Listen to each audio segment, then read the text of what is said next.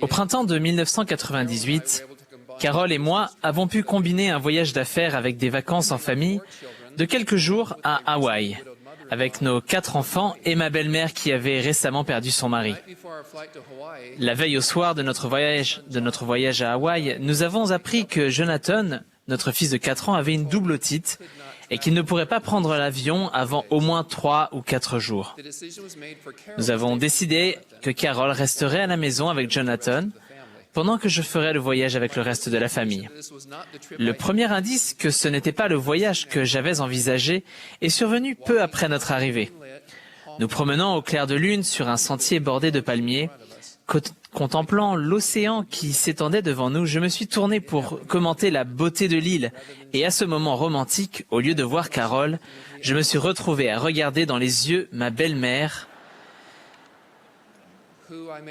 que, je précise, j'aime énormément. Ce n'était pas ce que j'avais attendu. Carol n'avait pas non plus prévu de passer ses vacances seule à la maison avec notre fils malade.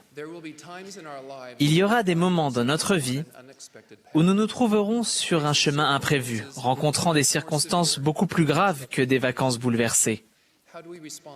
Comment réagissons-nous quand des événements, qui souvent échappent à notre contrôle, modifient la vie que nous avions planifiée ou espérée?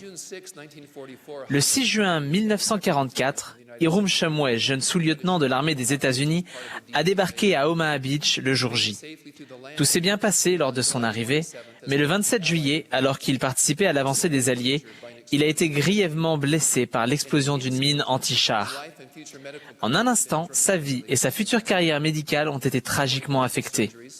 Après de nombreuses interventions chirurgicales qui l'ont aidé à se rétablir de la plupart de ses graves blessures, frère Shumway n'a jamais retrouvé la vue. Comment allait-il réagir?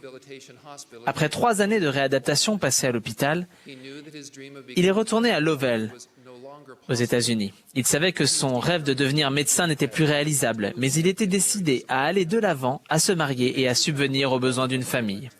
Il a fini par trouver un travail à Baltimore, comme conseiller en réadaptation et spécialiste de l'emploi des non-voyants. Lors de son propre processus de réadaptation, il avait appris que les aveugles sont capables de beaucoup plus de choses qu'ils ne l'avaient pensé, et pendant ses 8 années à ce poste, il avait permis à davantage d'aveugles de trouver un emploi que tout autre conseiller du pays. À présent, confiant en sa capacité à prendre soin d'une famille, Hiram a demandé à sa bien-aimée de l'épouser en lui disant « Si tu lis le courrier, trie les chaussettes et conduis la voiture, je peux faire le reste. » Ils se sont mariés peu après au temple de Salt Lake City et ils ont eu la bénédiction d'avoir 8 enfants. En 1954, les Shumway se sont retournés au Wyoming où frère Shumway a été pendant 32 ans directeur de l'éducation des sourds et des aveugles de l'État. Au cours de la même période, il a été évêque de la première paroisse de Cheyenne pendant 7 ans et plus tard patriarche du Pieux pendant 17 ans. Après son départ à la retraite, frère et sœur Shumway ont été aussi couple missionnaire d'âge mûr dans la mission sud de Londres. Hiram Shumway est décédé en mars 2011, laissant derrière lui un héritage de foi et de confiance dans le Seigneur, même dans des circonstances difficiles, à une nombreuse postérité d'enfants, de petits-enfants et d'arrière-petits-enfants. La guerre a peut-être modifié la vie d'Hiram Shumway, mais il n'a jamais douté de sa nature divine et de son potentiel éternel. Comme lui, nous sommes des fils et des filles d'Esprit de Dieu et nous avons accepté son plan selon lequel nous pourrions obtenir un corps physique et acquérir l'expérience sur la terre de manière à progresser vers la perfection et réaliser, en fin de compte, notre destinée divine en héritant la vie éternelle. Aucun changement, aucune épreuve, ni opposition ne peut modifier ce processus éternel. Seuls nos choix le peuvent quand nous exerçons notre libre arbitre. Les changements et les difficultés qui en résultent, que nous rencontrons dans la condition mortelle, affectent chacun de nous de façon unique. Comme vous, j'ai des amis et des membres de ma famille. J'ai vu des amis et des membres de ma famille faire face à des difficultés causées par le décès d'un être cher, un divorce difficile, le fait de n'avoir jamais de possibilité de se marier, une maladie ou blessure grave, et même des catastrophes naturelles comme nous en avons récemment été témoins. La liste n'est pas exhaustive. Bien que chaque changement puisse dépendre de notre situation personnelle, un élément commun influence l'épreuve ou la difficulté qui en résulte. Le sacrifice expiatoire de Jésus-Christ permet toujours l'accès à l'espoir et à la paix. L'expiation de Jésus-Christ apporte toujours les mesures correctrices et curatrices à chaque corps blessé, chaque esprit endommagé et chaque cœur brisé. Il sait, d'une façon que personne d'autre ne peut comprendre, ce dont nous avons besoin individuellement, afin d'aller de l'avant au milieu du changement. À la différence de nos amis et de nos êtres chers, le Sauveur ne se contente pas de compatir avec nous, mais il peut aussi nous comprendre parfaitement parce qu'il est passé par là. En plus de payer le prix et d'avoir souffert pour nos péchés, Jésus-Christ a aussi parcouru chaque chemin, affronté chaque difficulté, fait face à chaque souffrance physique, émotionnelle ou spirituelle que nous pouvons rencontrer un jour dans la condition mortelle. Boyd Packer a enseigné « La miséricorde et la grâce de Jésus-Christ ne se limitent pas aux personnes qui commettent des péchés, mais elles étendent la promesse de paix éternelle à toutes les personnes qui acceptent et suivent le Sauveur. Sa miséricorde est le puissant guérisseur, même des innocents blessés. » Dans la condition mortelle où nous sommes, nous ne pouvons pas contrôler tout ce qui nous arrive. Mais nous avons le contrôle absolu de la façon dont nous réagissons aux changements dans notre vie. Cela n'implique pas que les difficultés et les épreuves que nous rencontrons sont anodines ou faciles à gérer ou à résoudre. Cela n'implique pas que nous ne connaîtrons pas la douleur ou le chagrin. Cela signifie qu'il y a des motifs d'espérer et qu'en raison de l'expiation de Jésus-Christ, nous pouvons aller de l'avant et connaître des jours meilleurs, des jours pleins de joie, de lumière et de bonheur.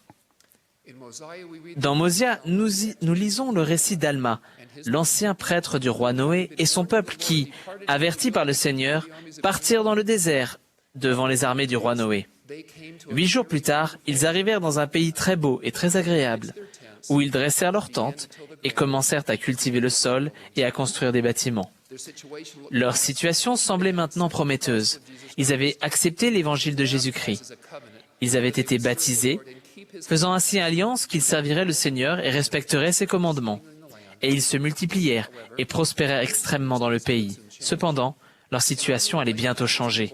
Une armée de Lamanites se trouvait dans les régions frontières du pays. Alma et son peuple furent bientôt réduits en servitude, et leurs afflictions étaient si grandes qu'ils commencèrent à crier à Dieu avec ferveur. De plus, leurs vainqueurs leur interdirent de prier, et quiconque serait découvert à invoquer Dieu serait mis à mort. Alma et son peuple n'avaient rien fait pour mériter cette nouvelle situation. Comment allaient-ils réagir? Au lieu d'accuser Dieu, ils se tournèrent vers lui et lui déversèrent leur cœur. En réponse à leur foi et à leur prière, le Seigneur leur dit « Prenez courage, j'allégerai les fardeaux qui sont mis sur vos épaules, de sorte que vous ne pourrez plus les sentir sur votre dos. » Peu après, le Seigneur les fortifia, de sorte qu'ils purent supporter leur fardeau avec facilité. Et ils se soumirent de bon cœur, avec patience, à toute la volonté du Seigneur. Bien que n'étant pas encore délivrés de l'esclavage, en se tournant vers le Seigneur et non en se détournant de lui, ils reçurent des bénédictions correspondant à leurs besoins et conformes à la sagesse du Seigneur. Dallin Oaks a enseigné « Les bénédictions de guérison se produisent de toutes sortes de façons, chacune adaptée à nos besoins respectifs tels que les connaît celui qui nous aime le mieux. Parfois, une guérison traite notre maladie ou allège notre fardeau. Mais parfois, nous sommes guéris en recevant de la force, de la compréhension ou de la patience pour supporter les fardeaux qui nous sont imposés. » Finalement, leur foi et leur patience étaient si grandes que le Seigneur délivra Alma et son peuple. Et ils déversèrent leurs actions de grâce à Dieu, car ils étaient dans la servitude, et personne ne pouvait les délivrer si ce n'était le Seigneur leur Dieu. L'ironie du sort est que, trop souvent, les personnes qui en ont le plus besoin se détournent de leur seule source parfaite d'aide, notre Sauveur Jésus-Christ. Le récit scripturaire bien connu du serpent d'airain nous enseigne que nous avons un choix à faire face aux difficultés. Après que des serpents brûlants qui volaient eurent mordu de nombreux enfants d'Israël, une figure fut élevée afin que quiconque la regarderait vécût. Et beaucoup regardèrent et vécurent. Mais il y en eut beaucoup qui étaient si endurcis qu'ils ne voulurent pas regarder. C'est pourquoi ils périrent. Comme les Israélites de jadis, il nous est aussi recommandé de regarder vers le Seigneur et de vivre. Car son joug est doux et son fardeau léger, même quand le nôtre est lourd. Alma le jeune a enseigné cette vérité sacrée quand il a dit « Je sais que quiconque place sa confiance en Dieu sera soutenu dans ses épreuves et ses difficultés et ses afflictions et sera exalté au dernier jour. » En ces derniers jours, le Seigneur nous a fourni de nombreuses ressources, nos serpents d'airain qui sont toutes destinées à nous aider à regarder vers le Christ et à placer notre confiance en lui.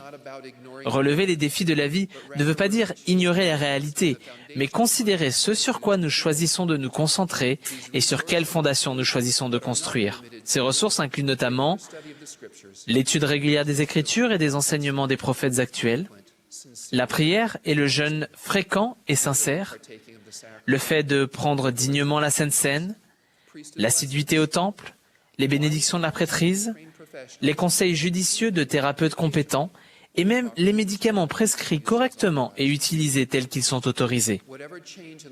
Quels que soient les changements qui surviennent et quel que soit le chemin imprévu que nous devons emprunter, la façon dont nous y réagissons est un choix.